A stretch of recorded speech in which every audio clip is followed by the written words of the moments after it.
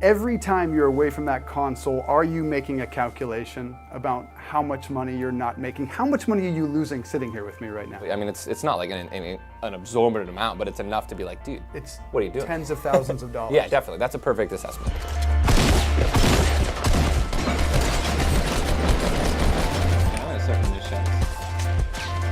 Yeah, baby, that's what I'm talking about!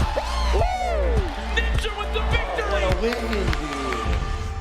Do you know how many hours you've streamed this year? Fortnite alone is like 3,400 or 3,800 of Fortnite. That's this year. It's like 142 days of streaming. 142 days of streaming. Of gaming and streaming, yeah. You mentioned this happening in the last year. There was, you played video games with Ellen, you danced last night with Fallon. You had this ESPN, the magazine cover, Yes, which man. for a lot of people was the wake-up call. Right. One of the things that blew people's mind in this article was the quote that you make $500,000 a month. I don't believe it because I believe you make a lot more than that.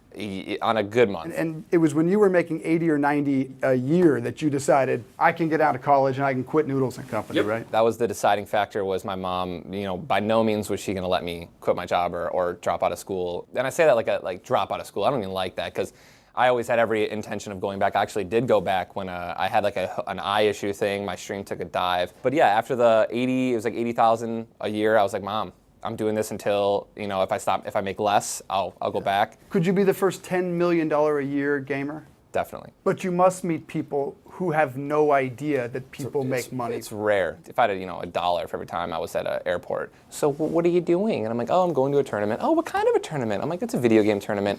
A video game tournament? You make money playing video games? And it's just, and I'm Play this out. And then you have to tell them there's money. Yeah, and then it's like, yeah, I mean, it's simple, the gaming tournament explanation. It's just like, yeah, a bunch of people buy a team pass, that money goes into the prize pool, winner take all, usually kind of a thing. And they're like, oh, that's cool.